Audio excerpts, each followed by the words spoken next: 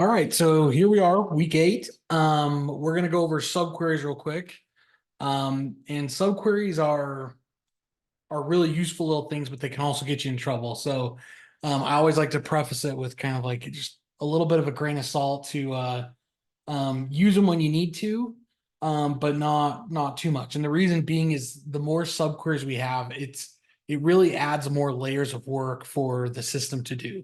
We always want to use joins if possible, but there are times that we can't. So anyways, we're gonna talk a little bit about some of this, about the subqueries. In fact, we're gonna talk about 3 different types, just real briefly. And then Tim's here. We're gonna go over some of the wireframes for the final project. So we'll talk through how to make them, how we can tie that to our test cases, and that sort of thing. So, anyways, without further ado, we're gonna jump into some of these subqueries. So, anyways, I have these examples here in the chat, but I think it's useful to kind of work through them in kind of real time, kind of talk through what they do, and just subqueries in general. So what is a subquery? Well, it's kind of in the name. A subquery is a query within a query. It's a subquery. And so it can be super simple, like where we can say, hey, I want to select, let's start by selecting everything from customer. This is kind of our first query, and boom, there it is. But let's say that we wanted to see, something more. Like let's say we wanted to say, I don't know. I'm trying to think of a good example here. That's not too crazy. Let's say we just want to see the count of all of the, we want to say select the count of everything from customer. We want to see everything. Now, this doesn't make a whole lot of sense because basically we're going to see every customer along with how many customers there are total. So we'll see 599. Now, this can be useful in some cases where maybe we need to do math, but here's the important thing to remember. Whenever we do these queries, we incur some sort of cost as far as compute to the system. Because what actually happens in this case is because where it is, and that's a lot of the thing to remember with subqueries is where you put them is going to change how it works. And so as we run this query, what you'll find is that it's actually going to run this query for every record in the customer table. So in this case, it's actually going to run this 599 times, which is a lot of work, because it's going to run it for every row in the table. Now, sometimes we need it to do that.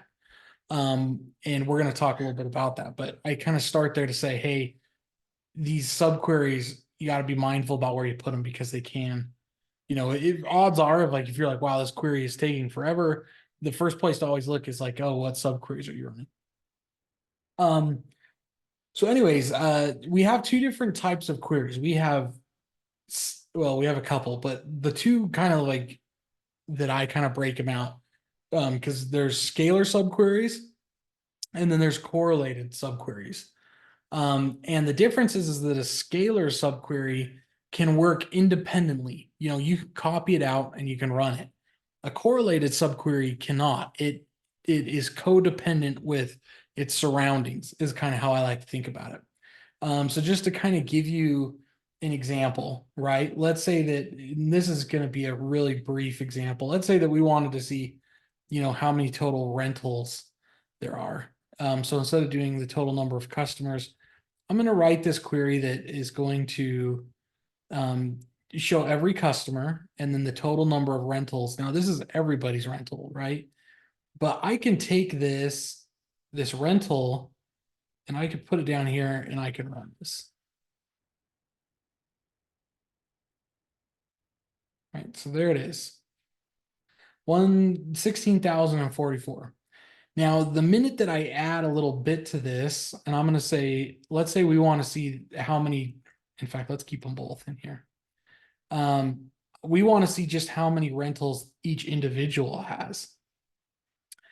So instead of calling this total rental, we're going to call this customer rentals. And to make it the customer rentals, I'm going to say where customer ID is equal to customer ID. And I'm going to have to add an alias. So I'm going to say rental R. And I'm going to say where R dot customer ID is equal to customer ID. Now, this customer ID is going to link up with this table. And in fact, let's just add aliases to everything so we can see it work. And that's what I would just recommend in general, is to add aliases just off the bat, because it's just a good habit to get into. So then you don't have to sit here and do what I'm doing. Here we go. So now I'm going to run this. And now we can see how many, now you'll see this number change depending on the customer, how many rentals they have. And that's because we linked this. So now what's interesting is this has now become a correlated subquery. And this one is a scalar subquery.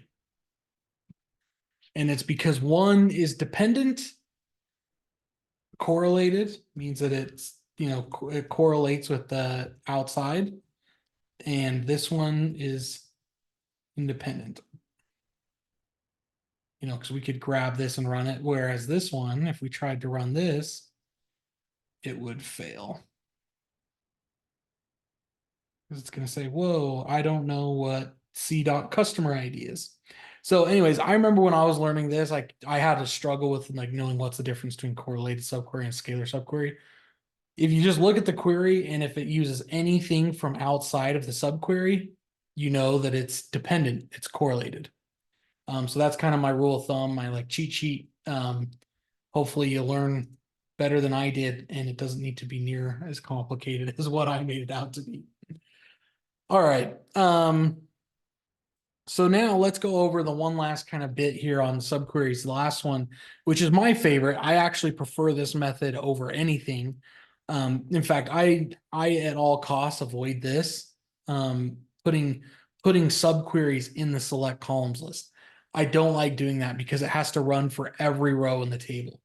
So to proffer a different example, still using a subquery, right? Because the easiest solution would be to join customer to rental and count, but that doesn't always work. What if we want to find everybody's first rental along with a bunch of other aggregations? There's just sometimes it just doesn't work and you have to use a subquery.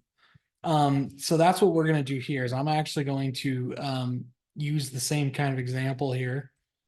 But instead of using a subquery here, I'm going to put it down here. So let's start with select everything from customer C. And then I'm going to say left join. And then this is where my join comes in. So I say left join. I come here and I'm going to give this subquery a name. And I'm going to call this TR for total rentals. Just a quick little nickname. And then from here, I'm just going to write my subquery. Now I'm actually going to write the subquery out here first. So I'm going to select the count. I'm going to select the customer ID, the count of every count distinct of rental, R dot rental ID as total rentals.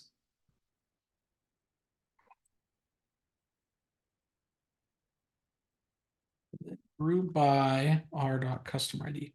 So basically I'm going to write my query that gets me the total number of customers or total number of rentals, sorry, by customer ID.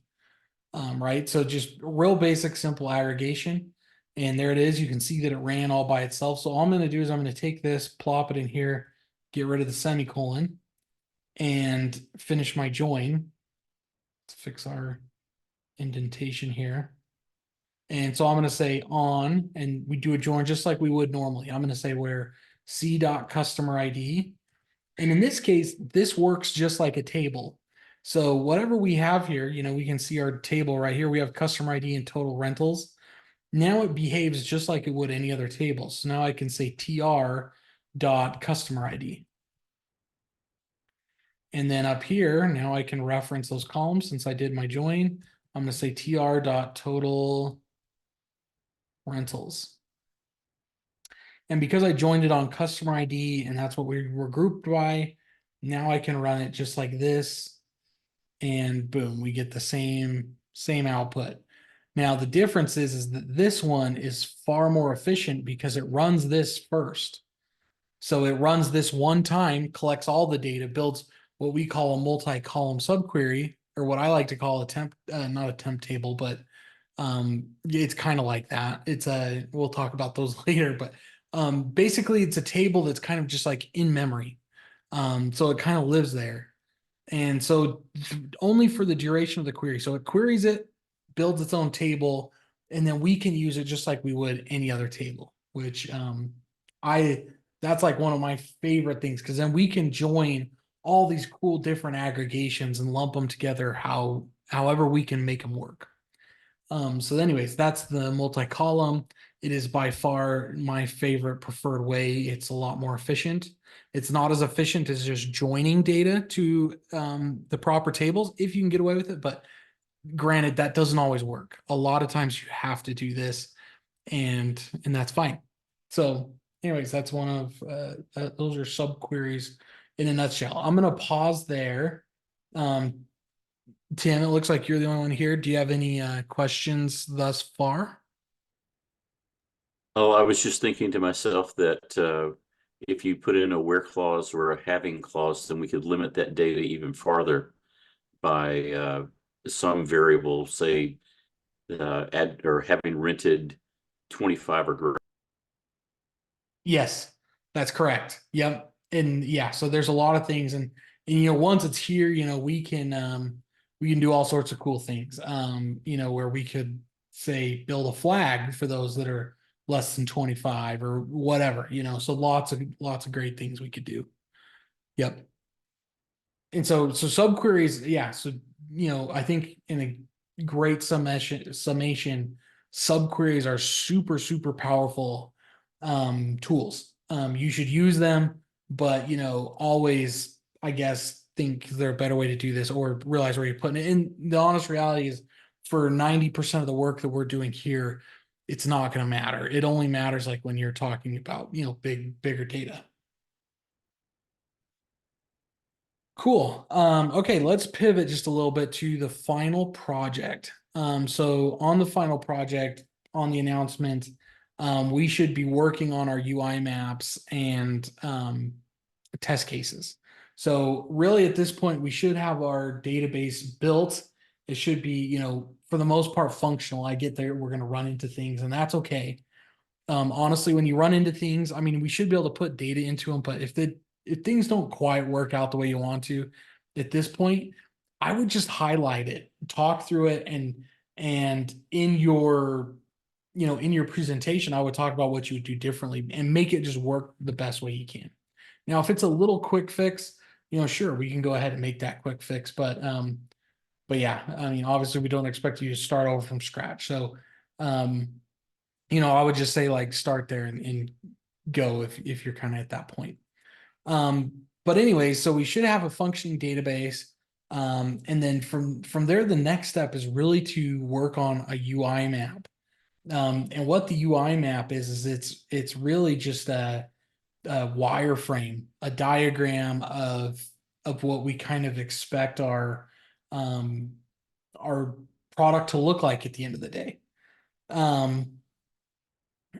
So anyways, that's what we're going to work on now. I'm going to show you my favorite kind of tool. It's called Excalidraw. I found it once and I thought, wow, this is great. I've really liked it. Just for wireframing, it's really nice. You can save a bunch of stuff, do a lot of cool things really.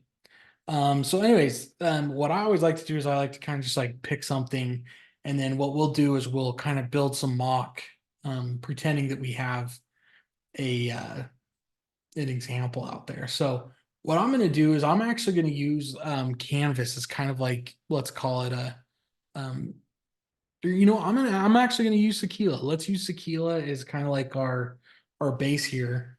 It's something everyone's familiar with and can try out. So, anyways, what I like to do is just start by kind of, building a base layer. And I'm going to show you a couple little tricks with this Excalidraw. You by all means use whatever is comfortable for you. I'm just going to show you this just for the sake of, it is a nice tool. I found it to be really quick and easy. Um, yeah, I really like it. So I kind of just start by building my base kind of thing in the form of, you know, some sort of a window, and it's terrible. Um, what I like is you can just paste stuff, and I'm not a design person, so I forget how to make the tools work for me, but try to get better. Anyway, so this is my, let's call it my screen here. And I'm just going to pretend that mine's just a web.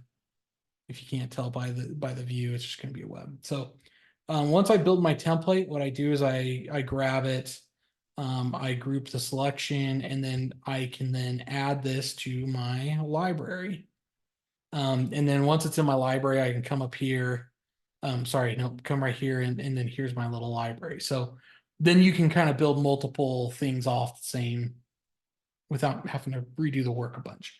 And what's nice is in the database world, we're dealing with like a lot of data. That's a concept that we're going to use over and over, which I'm going to show you here. So I'm going to build this as if it's from the administrative side of things, right? So let's say that I'm managing a bookstore. I want a web page where I can manage all of the different stores and what inventory they have, right? In a place where if I wanted to add a new movie, I could do that, kind of form fill. So anyways, what I'm going to start with is just a page for stores.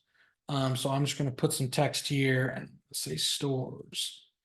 And let's make this extra large. I don't like sloppy text. That's kind of the default here is they like to make it look like it's all pencil stuff and just not my gig. So anyways, here's my store page. And what I'm going to do is I'm going to just draw some boxes, and each one of these boxes is going to be an item in the database actually. And what I like about the final project and this exercise is it really makes you start to think like, how do they build these things on top of databases, and how does this all connect? And it's actually really very cool because this is actually the exact process.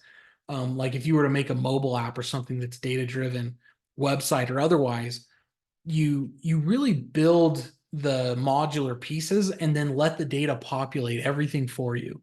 And that's why they call it data driven. You kind of like build the box, a singular box. Instead of, building 100 boxes, you build one box and then you tell the data how to use it and how to recreate it essentially. So in this case, we're going to build a store. And like, for example, if I go back here to Sequila, I'm just going to take a look at my store table. Let's take a look. We have a store ID, a manager, staff ID, store. Let's do this. It's almost easier just to select the data from manager, staff ID, address ID. So really we're seeing a bunch of like keys, right? Which is great. That's just fine. But like probably how like we would mentally identify it is the address and who's the manager. So that's actually what I'm going to put right in here is I'm going to build a little box, a little piece of text here where I can say, here is and I like to do this store address, because I like to build the boxes, not necessarily to have like what it will actually say, but more what it kind of highlights. So and then I'm going to put manager name.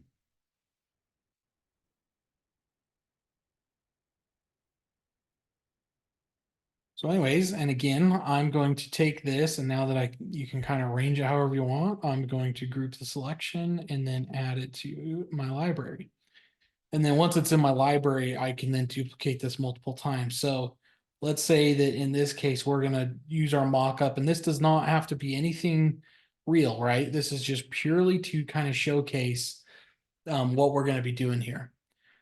So okay, there we go. We have our three places. I mean, and it could be one to many, right? There could be one there, there could be none there, there could be 100. I'm just gonna put three for right now. And this is screen one. So I'm gonna real quick, I'm just gonna put a little note here. I'm gonna call this store page. And I'm going to, yeah, I'm not a design person. I don't know why I'm doing this. Trying to make this fancier than what it needs to be. But anyways, there's the store page. And you know, I'm gonna call this done. So I'm gonna group this selection. Boom. There's my store page. So now I can move it around as one solid piece.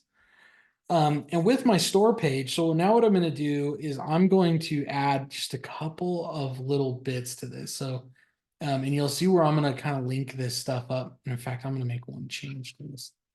We're going to add a little window where we can scroll. Right. And I'm going to link to the overall window here. So I come up here, I'm going to put some text, and I'm going to call this store.r.1, right? And you can kind of come up with your own little naming convention, so to speak, if you want. I kind of like to,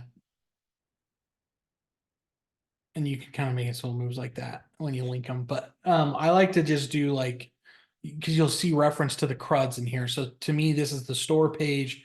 Read means it's just selecting data, and then dot one, well, it's just an index. And basically what I'm going to do is I'm going to use this to say, okay, this is this is the query I'm going to run to populate this. So now I'm going to come over here. I'm going to create a new SQL script here. I'm going to say use Sequila. Make sure we run that. And then this is where I'm going to link my stuff here. So I'm going to say, okay, this is store.r.1. And then this is, you know, just to help me out, I'm going to say selects the store address and manager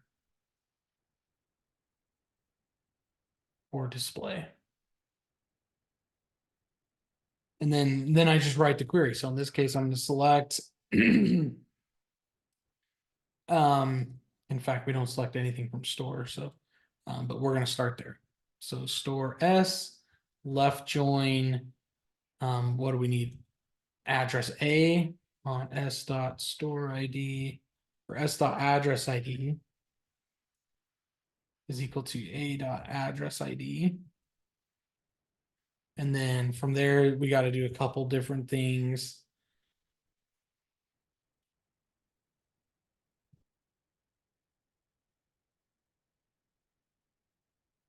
City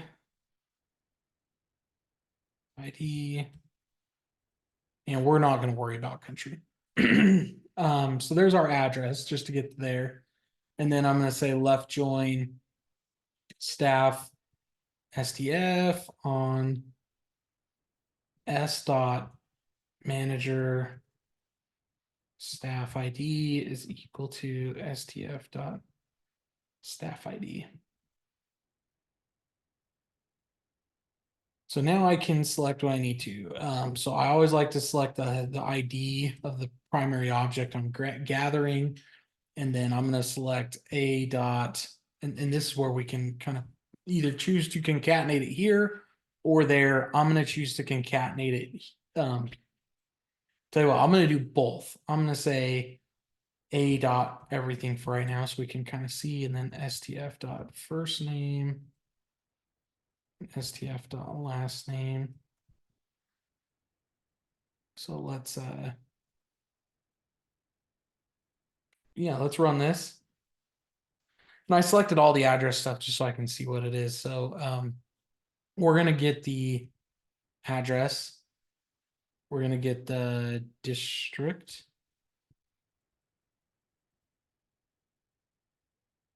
And a dot postal code.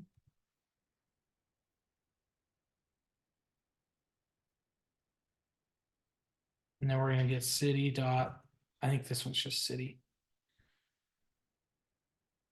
So let's see if that gives us what we want here. There it is. That looks like good data. And then the last thing that I'm gonna do after the city is I'm just gonna kind of build a little helper. And I'm gonna say, you know, I want a dot address, a space, and then I want the city, a space. Well, let's do a comma space, and then what do we have state and city? Let's look. Nope, we don't. So a dot district. The districts are the only ones there. Got it. And then I'm just gonna add the zip code just for fun. Postal code.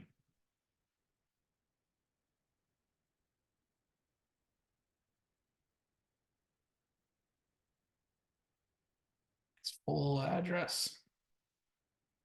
Anyway, so then we just build the query. And boom, there it is. So this is now store.r1. And I guess I should preface this whole file we're gonna save. And this is gonna end up being our test cases.sql file. So then, you know, this is kind of where we map this. So this is ultimately where we're going to store the SQL that's going to power this screen, these screens that we draw out. And I always get asked like, oh, what's the proper amount of stuff that I need? And honestly, I like to just say, hey, just use whatever you know, whatever it takes to kind of like showcase the bulk of what your application does. That's what I would do. You know, just keep it relatively simple. You know, so like for instance, in Tequila, I'm just gonna, you know, pick how to kind of like say, boom, here's your stores. If I click on a store, here's the inventory, which we're just about to do. And then I'm gonna real quick, maybe let's see, yeah, we have 20 minutes. So yeah, then I'll real quick show you if we wanted to add a new item to the inventory, how we would kind of go about that. So anyways, inventory, I'm gonna do a lot of the same thing here. In fact, I'm going to even copy some stuff here.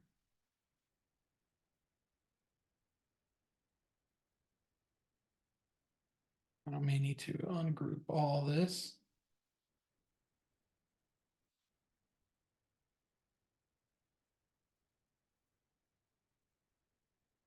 And I guess that wasn't quite what I wanted.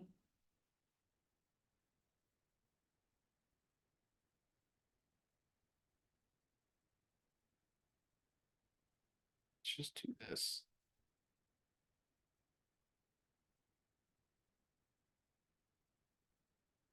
And there's things, I mean, like if you were doing a lot of this, you can get really creative.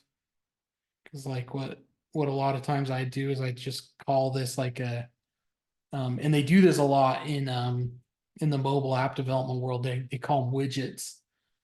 So you know I can say like list item title.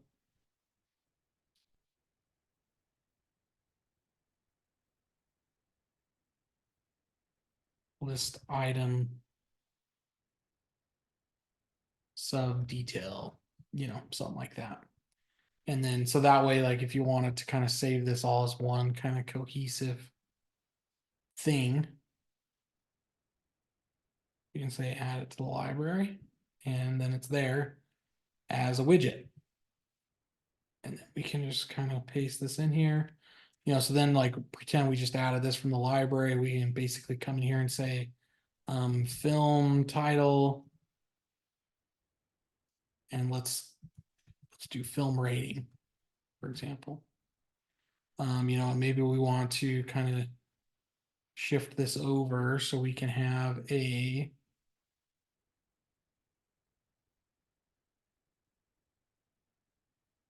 let's say we want a little bit of a image here.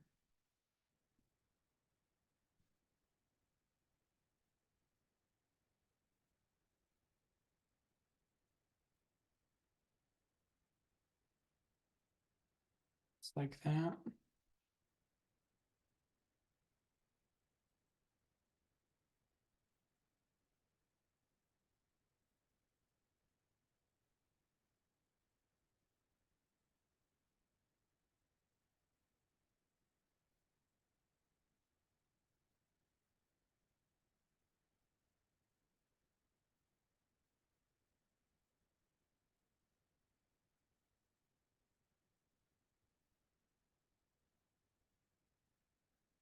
Something like that.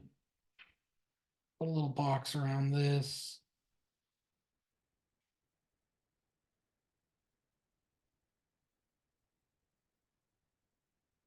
All right. And so there's our kind of inventory. And I'm even going to build like a little, gonna kind of mock us up a little drop down box.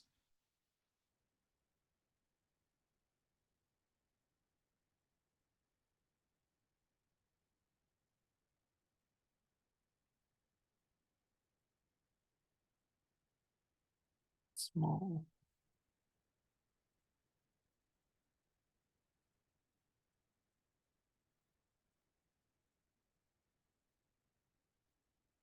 I'm gonna group that, add it to the library. So I'm going to add this little rating drop down to where you can, select rating as a filter. Because maybe you want to sort the inventory. I mean, you can build a bunch of stuff now. For the sake of time, I'm not going to do that as much. So there we go. I'm going to connect this here, and we're going to just build this another. We're going to call this inventory dot r dot one, just like we did before. We're going to come here and add it to our test case.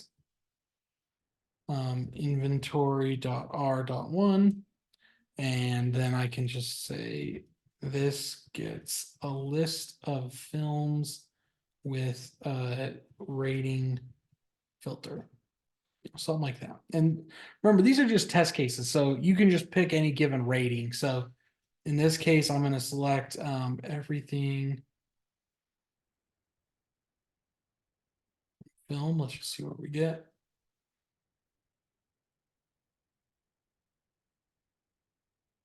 All right, so no joins really on this one. I guess we probably should include a price, but like I said, for the sake of time, you guys will make yours pretty. But I'm going to include it just so that we did for the sake since we're here. So film ID, like I said, always like to get those primary keys. What's it called? Title.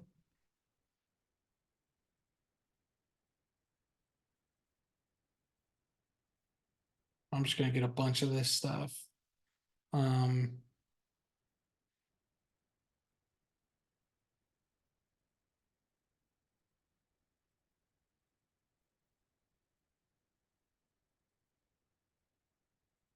Let's just keep it simple, just like that.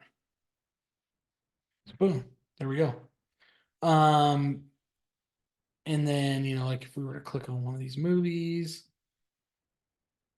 or no, sorry, we're going to shift gears. We're going to add a button. Let's make it a blue button with a blue outline. Instead of hatching it this way, we're going to say add film.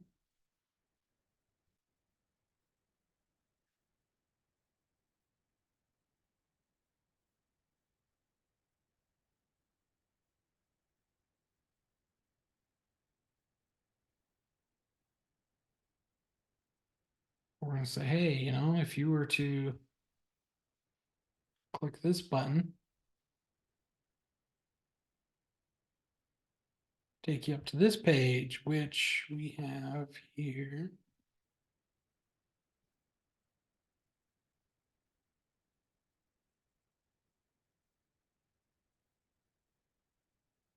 And on this one, we are going to call it add film. And then this is where we get to do our first create. And in this case, we're going to do no background. And again, I'm going to keep this like really simple. So I'm just going to say title. And again, I'm okay with, because I get that if you, depending on how you build your database, this could get really kind of crazy. So if I'm okay if you guys want to kind of like tease it down just a little bit, right? Totally okay with that. I get it. It happens. So yeah, I would say definitely no, you guys will know like where you need to be. Oh, and it does not want me to get that, does it?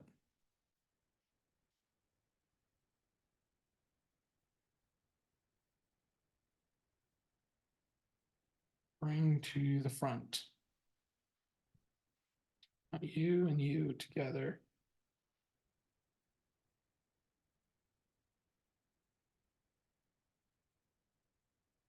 Okay, we're gonna cheat.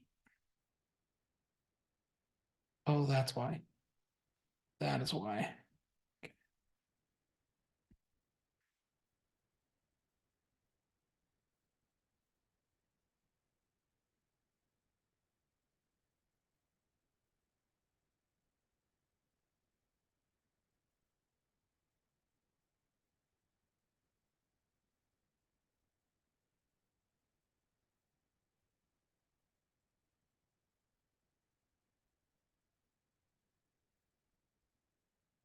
Um,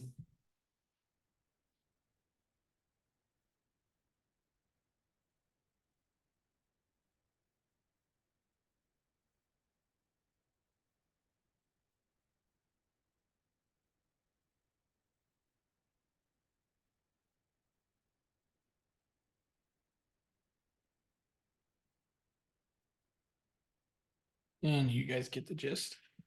So anyways, there it is, and then we're gonna build our save button. Yeah, we're just gonna take copy you, paste it. We're gonna make it green and green. Save button. And then when we click the save button, this is the magic. When we click the save button, we're going to say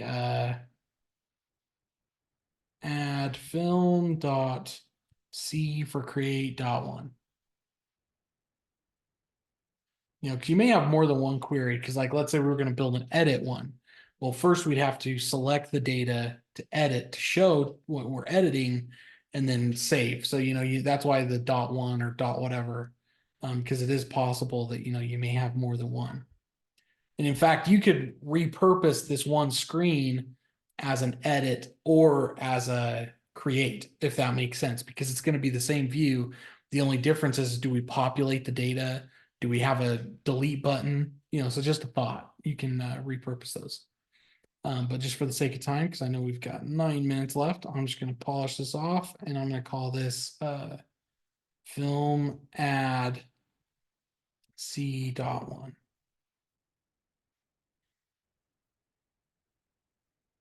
And I'm going to say, insert into film. And then this is where we can really, if you've already done your CRUD statements, you could just paste one in here, right? Insert into film. Or like if you have one screen where you enter multiple things, like let's say we had and this one's hard, but like if we had a drop down for actor, and really you'd have to add more than one. So this is a terrible example, but let's say you were gonna let them add multiple things in one kind of go. You could you could build more than one insert statement per screen. We're going to insert into film, and what are we inserting? Well, we're inserting title, description, and rating.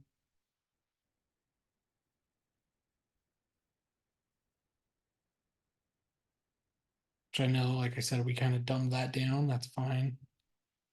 And then we just put values. And I'm just going to put, some title, some description, and PG.